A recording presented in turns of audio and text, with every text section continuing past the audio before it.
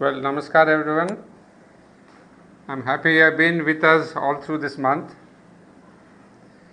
In our first talks between Dr. Joshi and myself,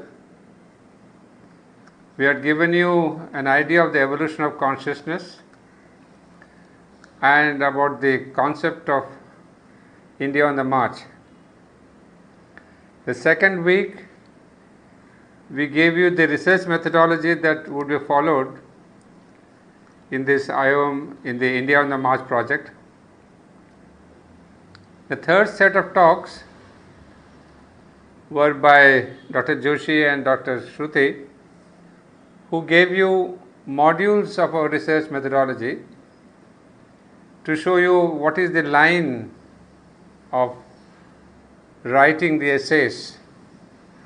So we gave you two samples, because there are many questions that came up through that.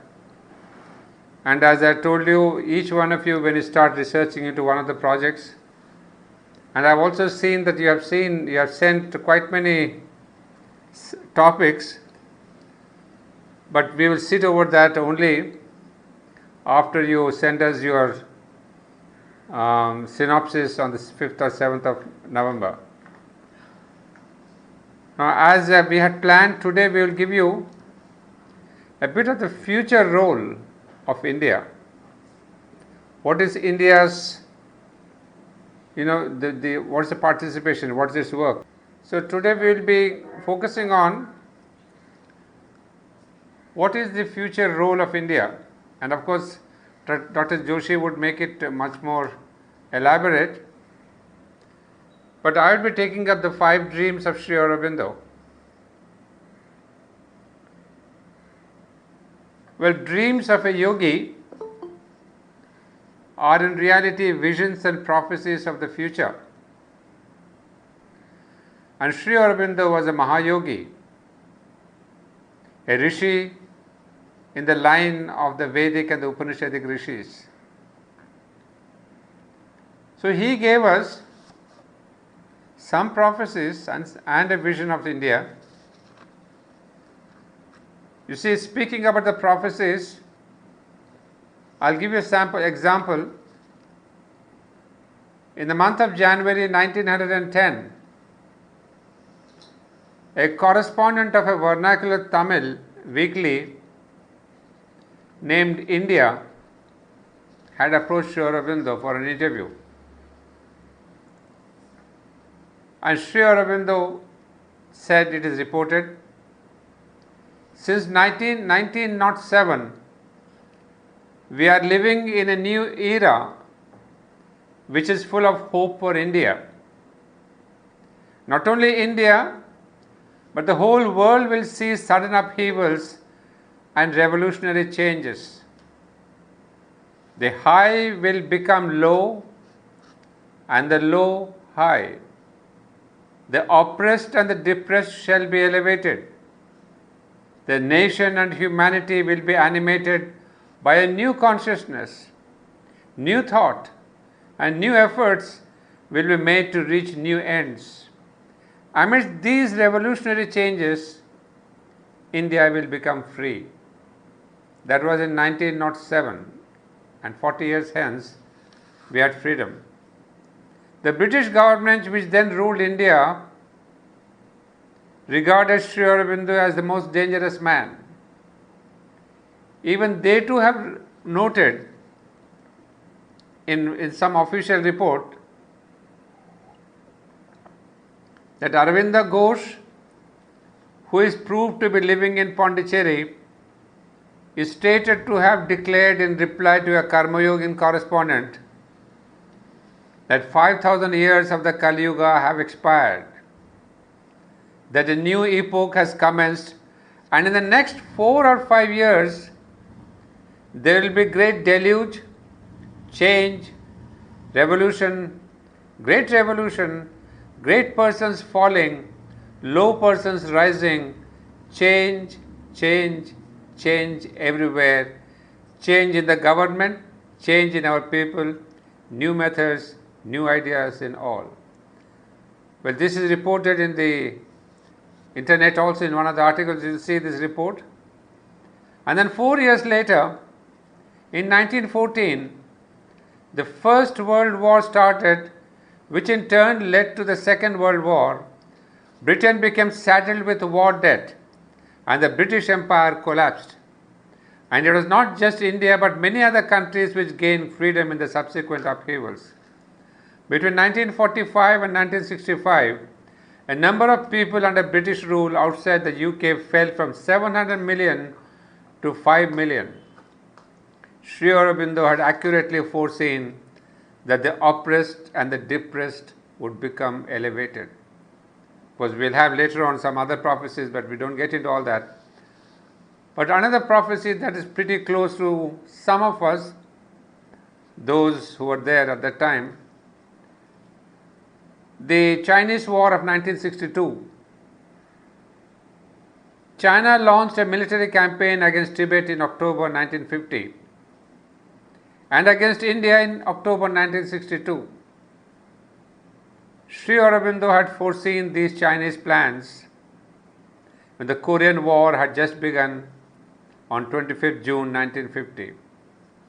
In a letter to a disciple dated 28th June 1950, Sri Aurobindo had written, remember the date, 28th June 1950, and the Chinese War was there in 1962. So Sri Aurobindo said, it is the first move in the communist plan of campaign to dominate and take possession first of these northern parts and then of Southeast Asia as a preliminary to their maneuvers with regard to the rest of the continent. In passing, Tibet as a gate opening to India. If they succeed, there is no reason why domination of the whole world should not follow by steps until they are ready to deal with America. You see, these words written in 1950 and spoken in 1950 are so relevant today when China is really facing USA. And of course, at the end of a long discussion about what will happen to Stalin, how will they treat the problem of Korea, etc., the last word Sri Aurobindo says, I think that is all that I can see at present. For the moment, the situation is as grave as it can be. This is in 1950. He has spoken of the prophecies that would happen in 1962. So when we say these are the 5 dreams of Sri Aurobindo, let us not think that they are just dreams. As I said, the dreams of a yogi are always prophecies and visions of the future. It is in this light that I would like you to take these 5 dreams that we are going to discuss now. In fact, it was in 1947, on 15th of August, that he had given these 5 dreams written as a talk from Tiruchirappalli, radio talk. And he had made 2 drafts of the talk, one little shorter one, the other one was longer. But today we will see what are these 5 dreams and how are they relevant for us today. Are they really, dreams that are not true? But I have already given you the examples of how sure those dreams are not just dreams, but realities of the future. But one thing may I caution you before we start on the dreams. Sri Aurobindo himself had written, I have never had a strong and persistent will for anything to happen in the world. I am not speaking of personal things, which did not eventually happen even after delay, defeat, or even disaster. Let's keep this clause in mind, lest you begin to think, oh, all these dreams, they will never come true, it is not possible, what Sri Aurobindo said is futuristic, it is all kind of a dream and a vision and kind of a fancy imagination. It is not utopia, it is a reality of the future. So that's the important thing. Sri Aurobindo says, I've never had a strong and persistent will for anything to happen in the world. And these 5 dreams are exactly what it dreams, what will happen in the world. And he says, which did not eventually happen even after delay, defeat, or even disaster. Yes, Sri Aurobindo even speaks in his dreams of the possibilities of the disaster. And yet, he is sure, not just to surety of an optimist. Let's not think that he is super optimist, so he is thinking about all that. He is sure because of some other secret. It is not this surety of a great intellect. It is a surety of a Mahayogi who had brought down a new force, a new consciousness called the supermind, which had given this assurance that world will be delivered in spite of it may be delay, disaster, and as it says, even defeat. So let's keep this clause in mind and let's take up these dreams one by one. The first of these dreams was a revolutionary movement which would create a free and united India. India today is free, but she has not achieved unity.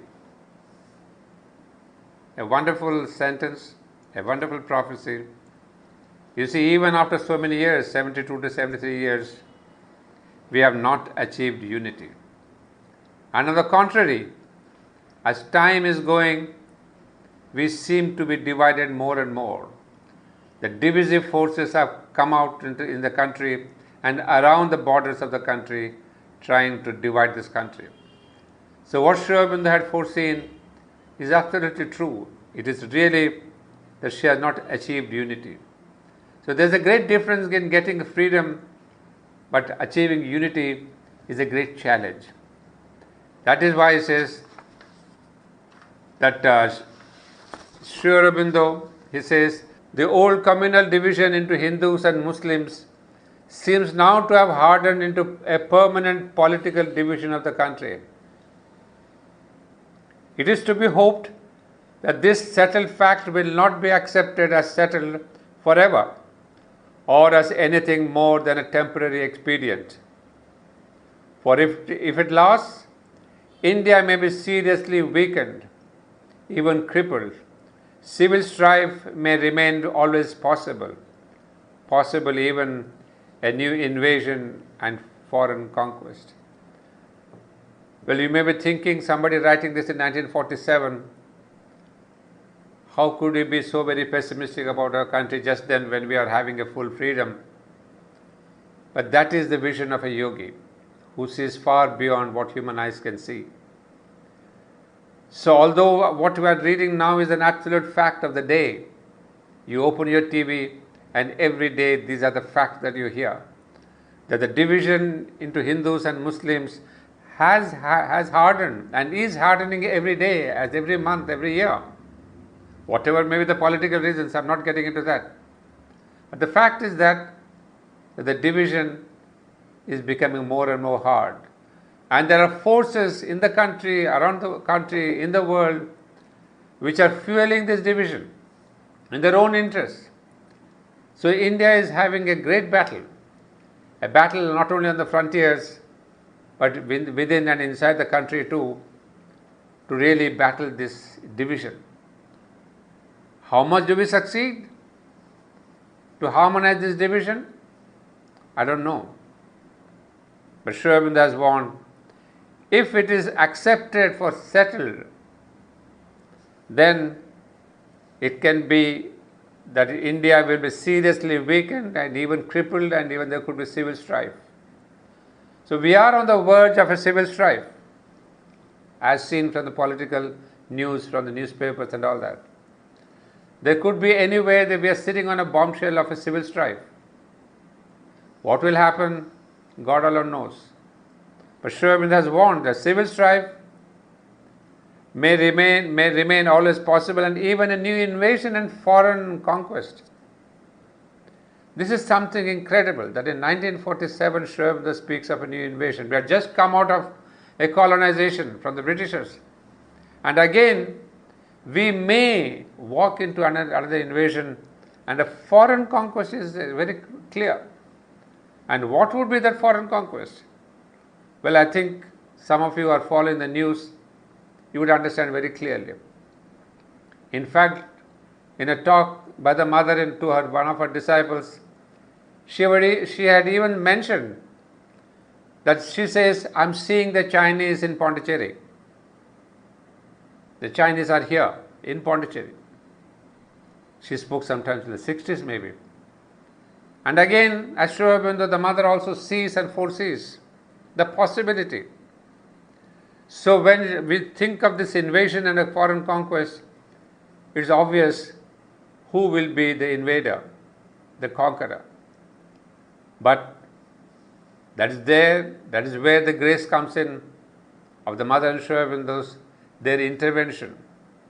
So maybe they have stalled it, but yet if we internally invite these divisive forces, it cannot be ruled out. In spite of all the yogis and the saints and all that is happening in the country, if we have large pockets of cancer in the country who are inviting these foreign forces of division and invasion, there could be a possibility. You see, India will survive. India will revive and survive into the future. But what kind of a country? Again, tattered and battered and divided country? We have already lost a huge chunk from the western side and a smaller chunk on the eastern side. We have lost two big chunks which had made, as you see, spiritual map of India. Narendra, can you go back to the first slide? You see, this is the spiritual map that I am speaking about. When the mother had envisioned this, she had seen this whole map where you see Pakistan and Bangladesh and Ceylon and Burma and Nepal and everybody. In fact, some of you may not know the truth of that. She had herself drawn this diagram, this plan, this design, this drawing of the spiritual map of India. She had personally drawn it. It's not a question of a copying from anywhere. So you see, when she has drawn that with her own hands, she has given the body of the spirit of the country, the soul of the country this is the body.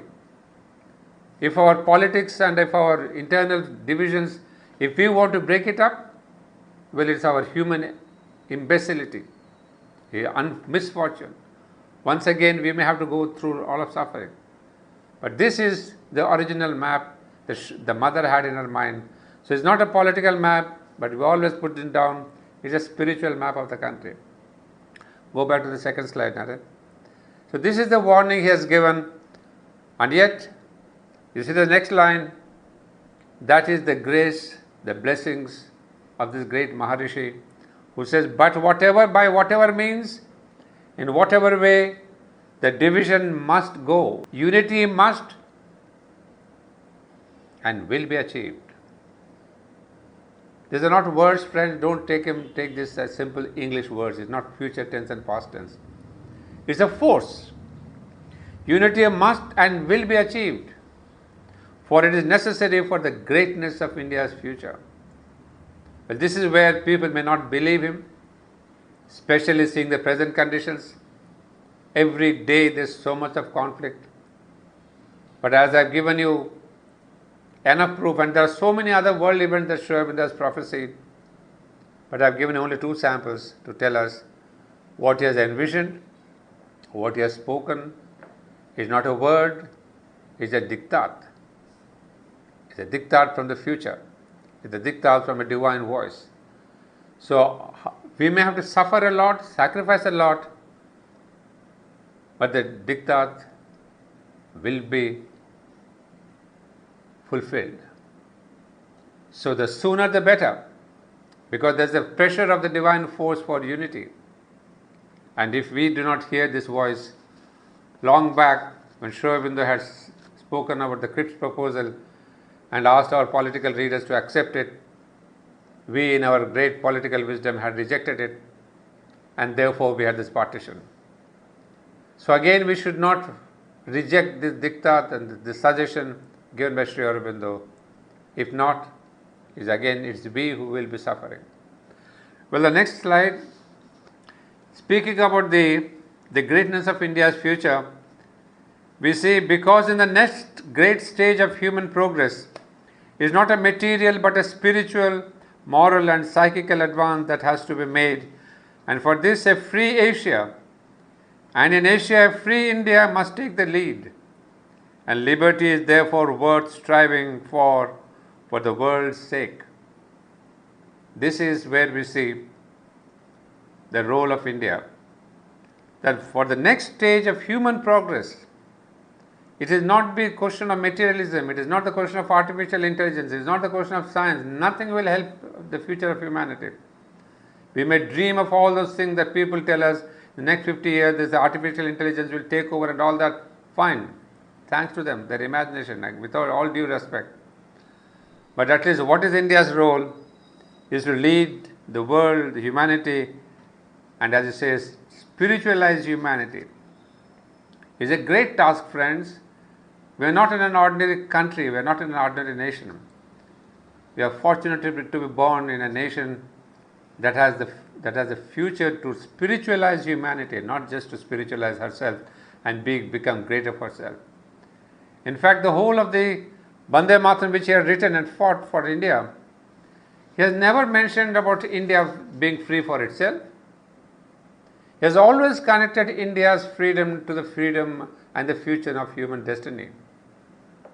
So this is a unique vision, because normally people would say, my country should be free, my Pradesh, my nation should be free and independent. But for him, it was the destiny of the human race that was in balance. So he connected India not just for herself, but for the destiny of the human race.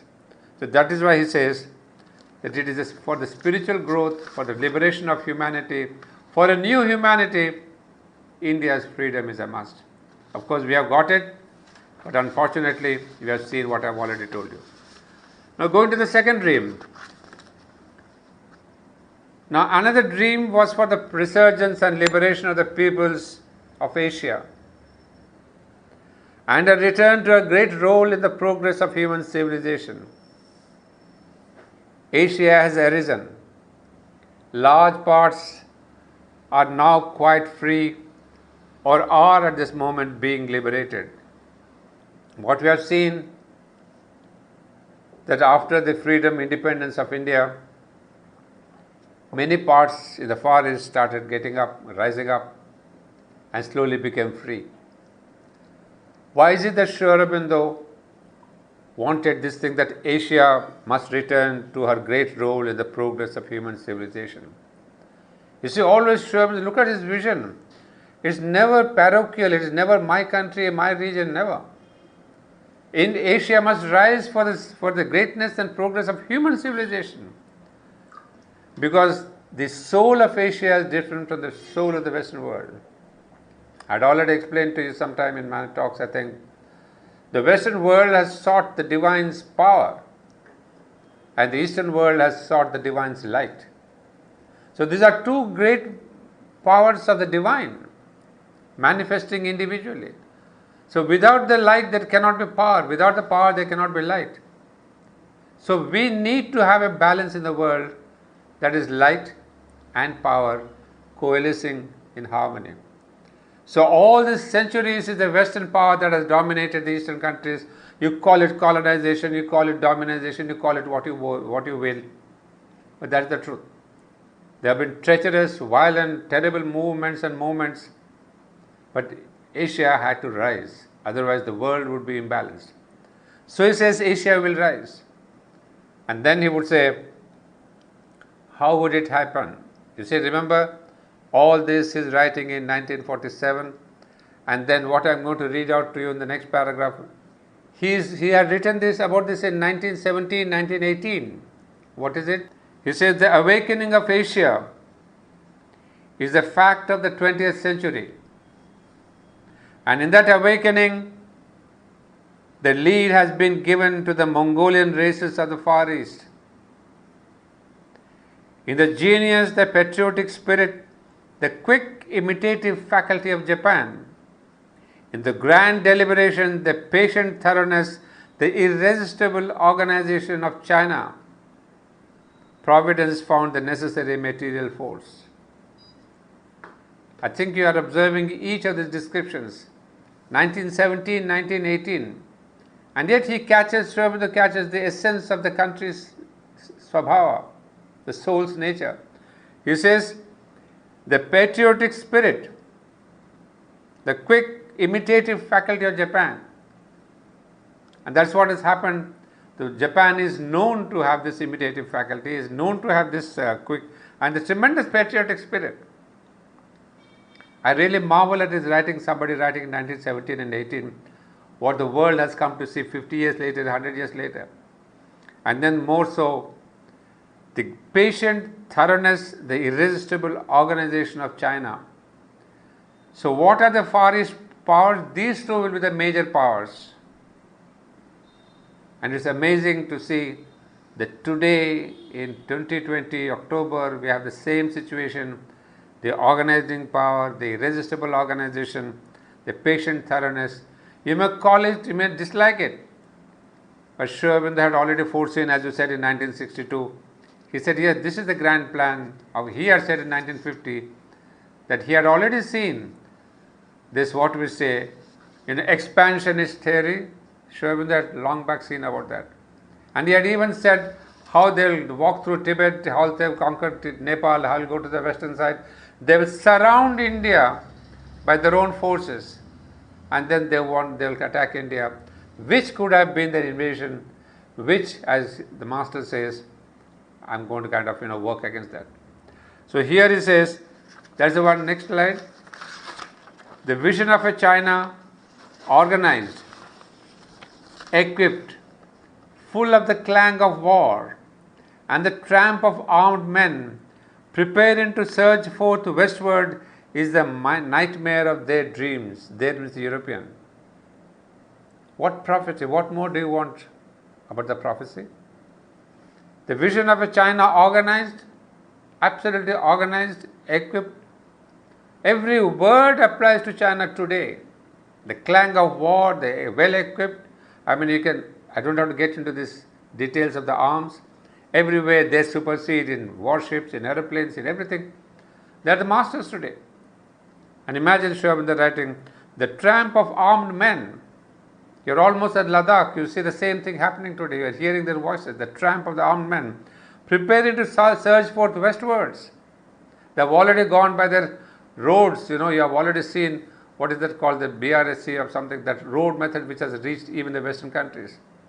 So they are conquering and they are marching by the means of roads, by the means of technology, by means of, giving money, loans to people. They have economic colonization has already happened. And of that, the full proof is China is the master. Economic colonization. Previously, it was a power, the British colonization or the Western colonization was through power. But now, there's a new ways of economic colonization. So it says, preparing to surge forth westward is the nightmare of their dreams. He wrote it in terms of European dream, European fright. And it says, look at the next line, or next para, it says, and another terror of economic invasion. Read it again. Economic invasion of the Mongols swamping Europe with cheap labor and stifling the industries of Europe adds a fresh poignancy to the apprehensions which converge the West. If this is not prophecy, what more? Every word is applicable today. Economic invasion, precisely. All these countries that have been invaded economically, be it Sri Lanka, be it Bangladesh, be it this country, be it African countries, so many countries. And the Mongols swapping Europe with cheap labor. That is how they are conquering, that they are able to produce so much of goods by cheap labor, stifling the industries of Europe. Before this corona, what happened? Most of the majority of the industries were there in China. Because they all went from America and Europe, they said, we will have industries in China because of the cheap labor. It's only corona that has really changed the scenario. And Sri Aurobindo says everything exactly. Fresh poignancy to the apprehensions which converge the West. Hence the panic in America. We think of Sri Aurobindo, the moment we think of Sri Aurobindo, the writer of Savitri and Life Divine and Integral Yoga. But friends, what I want to tell you is this another facet. A fascinating facet, hard to believe. Look at this. Hence the panic in America, in Australia, in Africa. He couldn't have selected more, in a better way. These are the three continents and nations that are really all up against China. The savage haste to expel the Asiatic at any cost before the military strength of China is sufficiently developed to demand entrance for her subjects, with the sword emphasizing her demand. Precisely, apart from India, USA with all the trade war, Australia with the trade war, and Africa with all its loans, etc. Sri Aurobindo named the countries. And remember, I'm always reminding you of the question of 1918, 1919 or 1920, whichever year, so far back. It was almost 100 years back Sri Aurobindo gave this precise prophecy of the countries and all that. So he says, he calls it, this is the yellow peril. I think anybody listening to my talk, any newspaper editor should take up this word, yellow peril. The Mongolian, the Chinese peril, he calls it the yellow peril. And every European knows in his heart and heart of hearts, there's only a question of the time necessary for his vision to translate itself into the waking world. I mean, marvelous that Sri Aurobindo foresaw so far back. And if only our leaders had the vision to see this. Of course, imagine by 1920s this had all come out. It's not that the leaders should not say that we didn't know about it. Well, you're only busy with your own little problems. This was there in the Arya. That was being published all over the country. And later also in 1950s, later on all the books came up. And this is a precise vision. So the Chinese threat. And yet we went on to say, oh, Hindi Chin bhai bhai. What more could be our short-sightedness?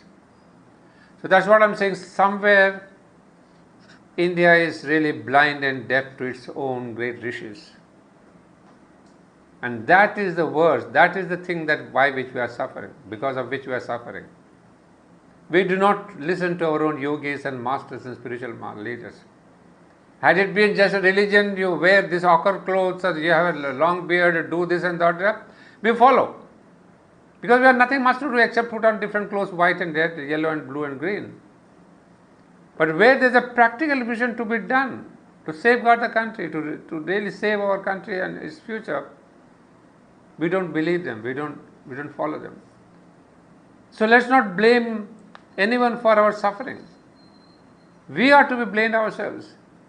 When we cannot believe our spiritual masters, this was all great during the Ramarajya or during the Mahabharata, everywhere. We always had the Rishi to guide us.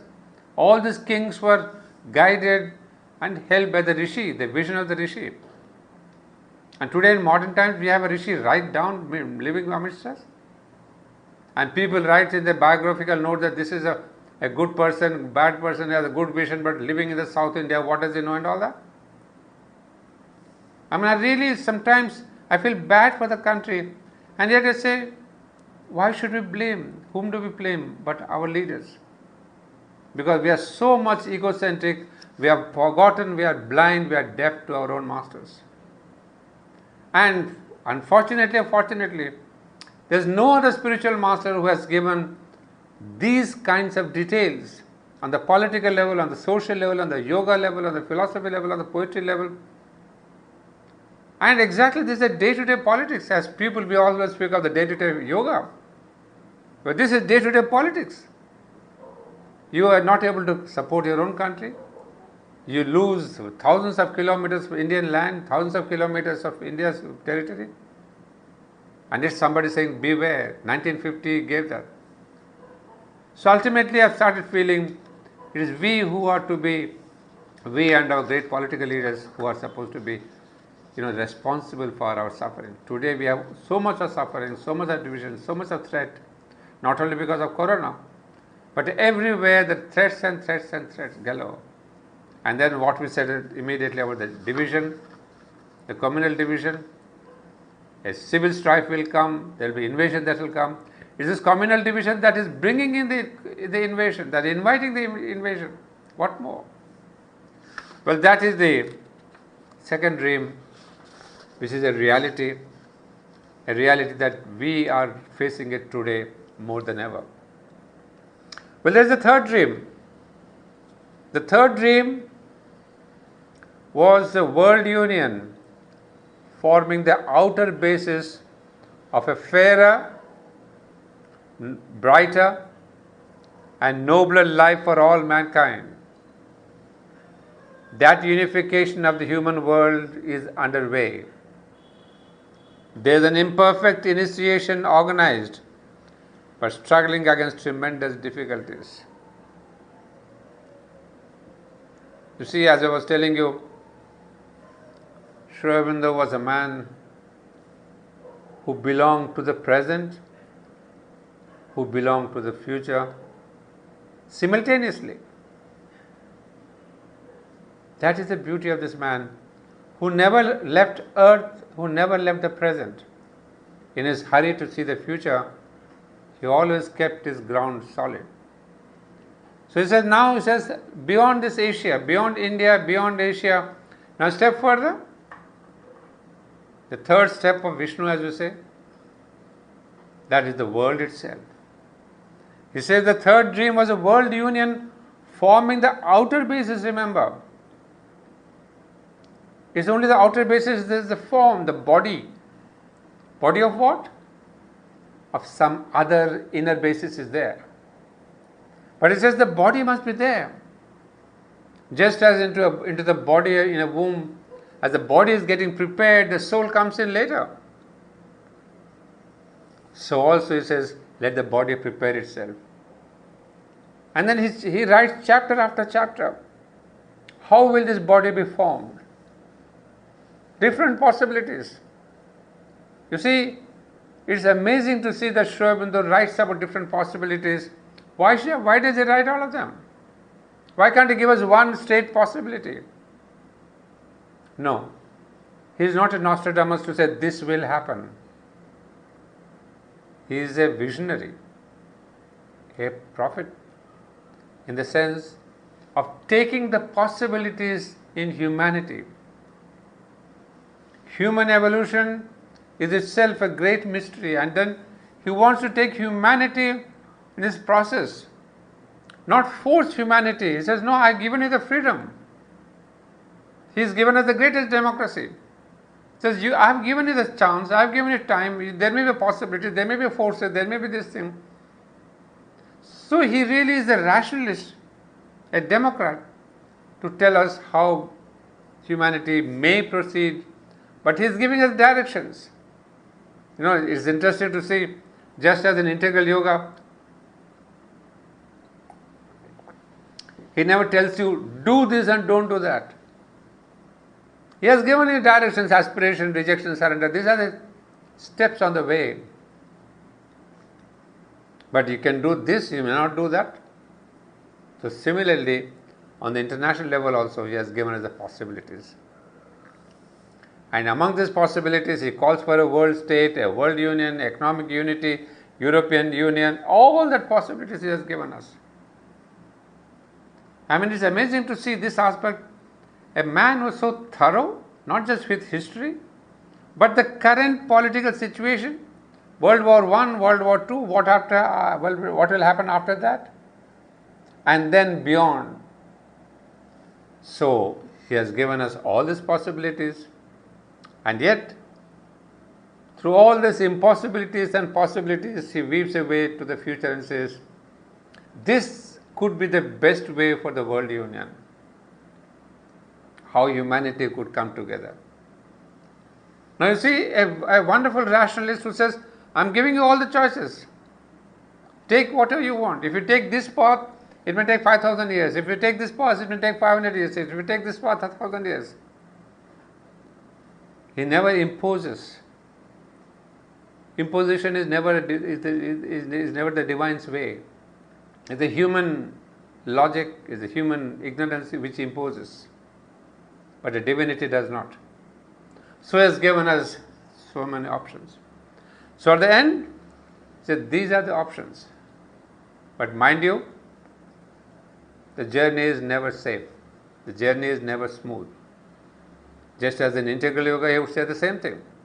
It seems so easy, it seems just aspiration, rejection, and surrender. But then he writes, friends, integral yoga is not so easy. It's a very arduous work. So similarly, on the international level, on the world unity, he tells us the same thing. A catastrophe may intervene and interrupt or destroy what is being done. But even then the final result is sure. For unification is a necessity of nature. An inevitable movement. Its necessity for the nations is also clear. For without it the freedom of the small nations may be at any moment in peril, and the life even of the large and powerful nations insecure. So you tell us there is a possibility of a catastrophe may intervene and interrupt or destroy what is being done. This is what had happened during the Second War. Why is it that he supported the Western world against this Axis? Because he says, yes, the British people, these allies, they were on the side of evolution, knowingly and unknowingly. They were on the side of a divine force. And the Axis people, they were on the side of a destruction and a devolution. So Sri Aurobindo supported not a country, not a party, not a group, but those who were for evolution and those who were anti-evolution. As simple as that. Just as long back we had heard about somebody in Sri Krishna in Kurukshetra telling you the same thing. I am here to establish a new dharma. So those who block this new dharma, they will be killed, they will be devoured, they will be smashed to smithereens.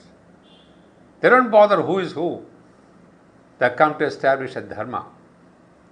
So Sri Aurobindo says, I am here to establish a new consciousness called the supermind. And I will destroy, not I will destroy, everything may be destroyed which will come on the way of the supermind. So in those times, it was great Hitler who was against the supramental consciousness. Knowingly or unknowingly, he was siding with an Asuric force which had decided to really delay the descent of the supermind. And Sri Aurobindo and the mother knew that. So those forces which delay the descent of a higher consciousness will be destroyed. So Sri Aurobindo doesn't bother if it's Hinduism or Islam or Christianity or Buddhism or X or Y, Z, it doesn't matter. He says, I am here to establish a new dharma.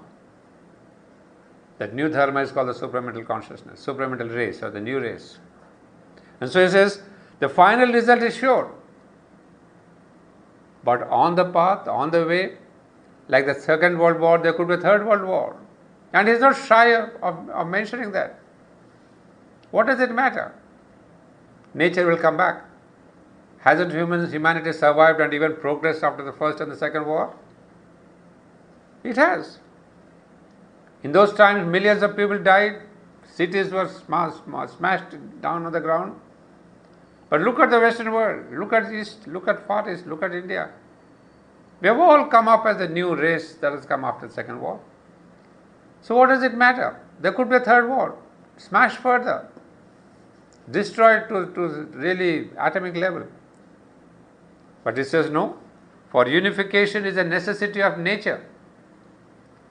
So nature will fulfill its task, its mission, with your help or in spite of your help. If we help, it's not nature is happy. If we cooperate and collaborate, humanity will be saved. Just for our own sake, he says, the smaller countries and the bigger countries, both will be secure if there is a unification that takes place. Otherwise, we will be always at the behest and at the pressure of the bigger nations, more powerful nations. So he says, no, there must be a unification because that is the purpose of nature. You see, Sri Aurobindo is always moving in the lines of evolution of nature. So that's why he called it a spiral evolution. He says this is how the world is moving. So there has to be the spiral movement. So he says, I'm for evolution, not for man, not for country, not for peace, not for this thing. But there will be, as we are saying, in this outer body, there has got to be something more. Outward basis is not enough. There must grow up an international spirit and outlook. International forms and institutions must appear. Perhaps such developments as dual or multilateral citizenship, willed interchange or voluntary fusion of cultures. Amazing to see a person writing in 1915 or 1918-20 saying there could be a development of a dual or multilateral citizenship. There's a man who suggests 100 years back we take so many decades to get this dual citizenship. Sri Aurobindo has given us concrete examples of what could be the thing that will move toward this outer basis. A dual relationship, multilateral relationship, and then an interchange or voluntary fusion of cultures. We had this cultural get to know each other. There are movement of SACAR and this and that, but nothing happened. Because politicians are so busy with themselves and with their next elections that this exchanges, this growth of the country, we have not done that. And yet, Sri Aurobindo is never pessimistic because he says, I've seen humanity. So many people ask them the question about the war and all that. How are you kind of writing about the life divine during the Second World War, if you can say that? But did we not say in our previous talks, the Sri Aurobindo, he says, I know human nature, I know human failures, I know human problems. And yet I know too the divine decision. So that is the greatness. He says, I know that decision of the destiny of the providence, that there will be unity, that there will be a spirituality, that India will play a great role. But I cannot say when, because it depends on you. Because it depends on your participation, your collaboration. But the destiny is sure. So he says, a new spirit of oneness will take hold of the human race. How? We don't know. Maybe all that is happening at present, you may call it corona, you may call it this, you may call it this, you may call that. Maybe we are moving to a forced unity. We are forced to become united. Did not the mother say, under crushing circumstances, the world will spiritualize itself? She's used it very clearly. We will not be obeying, we will not be following a path that is given to us easily. So they have also predicted that under crushing circumstances, humanity will grow or will spiritualize. So it's all these things we see about the third dream. Now come to the fourth dream. This is again so interesting now. He spoke about India, about East, about the world, and then he returns to India. He says another dream, the spiritual gift of India to the world has already begun. India's spirituality is entering Europe and America in an ever-increasing measure. That movement will grow. Amid the disasters of the time, more and more eyes are turning towards her with hope, teachings and spiritual practices. So what has he done? First he has shown us the dreams, the possibilities.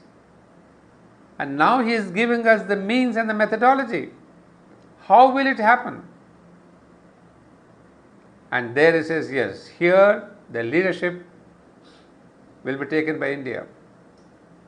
Because the spiritual gift of India to the world has already begun. That India will give to the world its overflowing knowledge. We are not exporting our arms and ammunition and all that. We are in fact buying from the world. But what is it that we have exported since the Vedic time till now?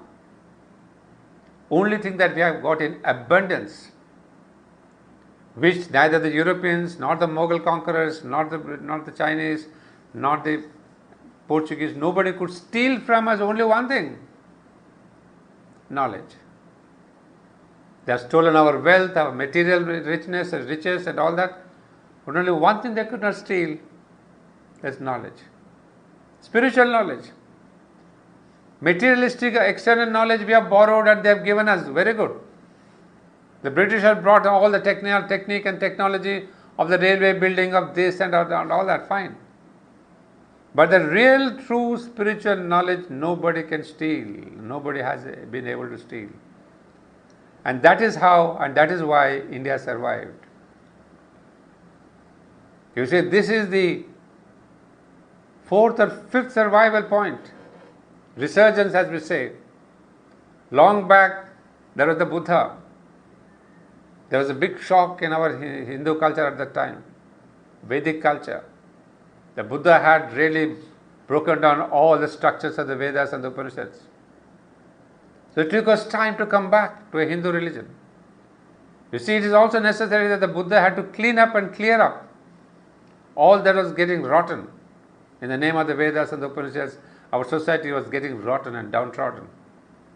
So Buddha had to cleanse that whole stuff with a new philosophy, with a new vision, with a new force, with a new consciousness. And so he kind of cleared our Indian society, Indian community, and therefore Shankara, who could bring back that whole Vedas and all the Hindu cultures and all the schools of philosophy who could bring back, because somebody had cleaned your stables. So that was the thing that happened. After the Buddha, then the Greeks invaded again our great kingdoms, Chanakya and all these people, they safeguarded the country. Then came the fourth invasion about the Mughals, the Muslims, the invaders. But we again had the shock. We again changed our skin. We absorbed them. We grew in our consciousness. We grew in our apparatus. We grew in our instrumentation. We grew in our culture. And once again there was the question of the Britishers who came in, again challenging all the time our outer body. Nobody challenged our inner body. They could not, because it's too deep for the outside cultures to steal from us. Whatever little they could learn, they had taken it at the time. But today, Sri Aurobindo says, after this 1947, a new India is born, and the treasures of the past, which are hidden in the past, in the Vedic schools and all that, it's time that India brings out and shares with the world. That is why the first thing that went abroad was the yoga. You call it, whatever kind of yoga you have. But yoga that went out into the world. Along with yoga, there was other thing that came in, the other sciences of knowledge of philosophy of Vedas, Upanishads, Gita and all that. So he said that is the thing, that knowledge of India, spiritual knowledge, will overflow. And that is the only gift, and that is the only way that India can become the guru of the world, the spiritual master. Not the question of alms and this and that, all this will be fine. But even to send out the spiritual knowledge, India must have a strong material physical base. Because this has been the theory that propounded by Sri Aurobindo. The spiritual peaks do not stand on a narrow basis. Just as the Himalayan peaks, the Everest, are standing on thousands and thousands of miles of bases of the Himalayas. So for a single peak, imagine the peak is thousands of kilometers. That is the theory, that material things must be as broad, as wide and as healthy, so that spirituality must remain, so that it remains healthy.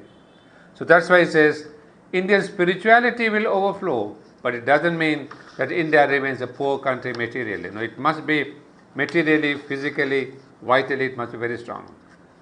And then again, as I'm telling you, what is the method? Spiritual knowledge. And then the other one, he says, next one, says, we are Hindus and naturally spiritual in our temperament. See the word? Naturally. Remarkable. I mean, I could never expect this word naturally. That's what I'm saying. It must be a great evolution of our own souls that we are born in a country which is naturally spiritual.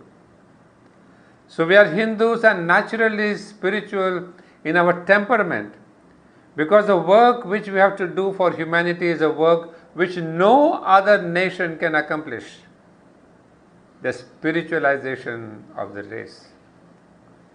So the men whom we worship are those who have helped the spiritual progress of mankind. It's a remarkable sentence, friends, you should remember that. I mean, if you want to know what is India, what is Bharat, this naturally spiritual in our temperament, and what is India's mission? It is nothing but a spiritualization of the human race. This is the gigantic mission. Obviously, it cannot be done by a few, or in a few years, or in a few decades. It will take centuries. But a civilization which has lasted thousands of years, 10 to 15,000 years, do you think it will buckle in because of the divisions and in your internal forces? No. Why, even when the conquerors came in hordes of armies and looted us and thrashed us and killed us, and still we survived?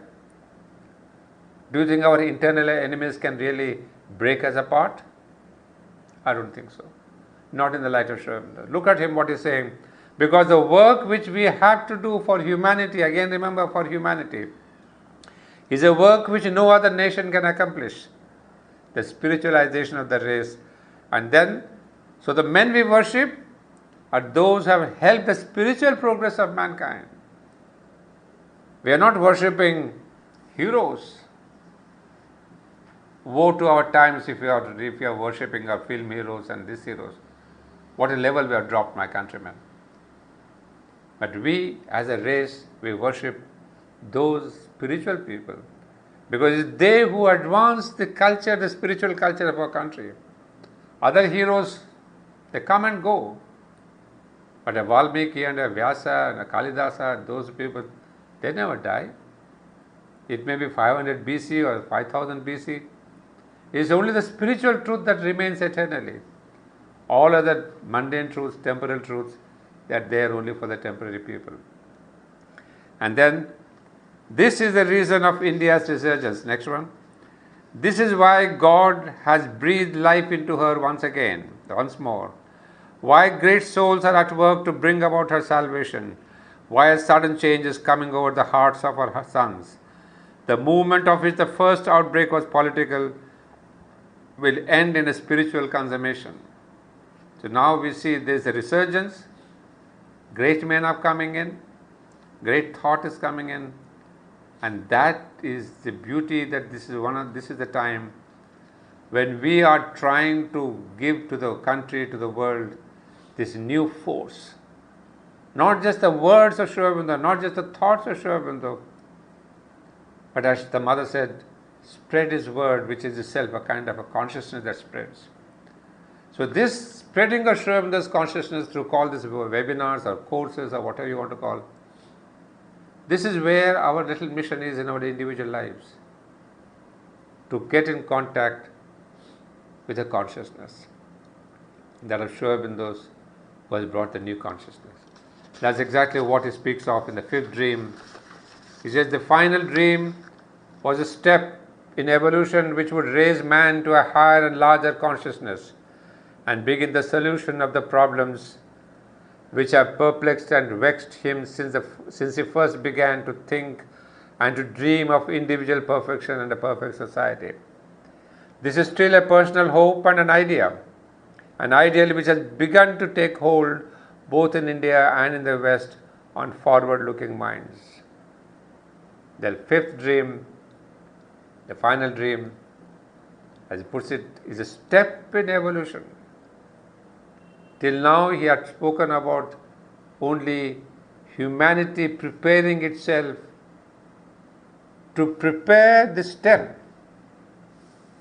You see, like we prepare a big stage, we want to build something high. We prepare the staircase to go to that high stage. So this India's role, rise of Asia, world unity, these are all steps on the way. On the way to what? To build a new, to raise man to a higher and larger consciousness. That is the next step in evolution, the next step of humanity, of a new race. A new race which is based and conducted on the supramental consciousness. So for that race to come, it requires a large space. It will not stand on human egos. It will not stand on clash of nations. It will not be caught by these communities' divisions.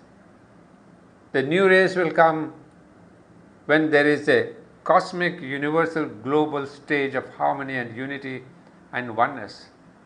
Because that belief, just as when the mental consciousness came in, with the moment it came in, it changed. We are really away from this animal stage, and we wanted to expand our instrumentation, our consciousness, and then we started going to the continents, and we spread out. The mental man, the consciousness, is spread into the world, into the countries. Similarly, the new race, the supramental race, will have a very cosmic universal basis. It's not that humanity will be destroyed, no. All those who have this larger consciousness, a wider spirit, who move towards the psychic being, towards the spiritual consciousness, they will be the participants for this new world. They means is not X, Y, Z in this world, in this life, but if they prepare themselves this life, they can continue it in the next life, it may continue. But on the international level, if we can work towards this vision, yes, a new platform is required for the new race. And it says, it's still my personal hope and an idea. But as we have seen, Sri Aurobindo said, I have never had a strong and persistent will for anything to happen in the world which did not eventually happen even after delay, defeat, or even disaster.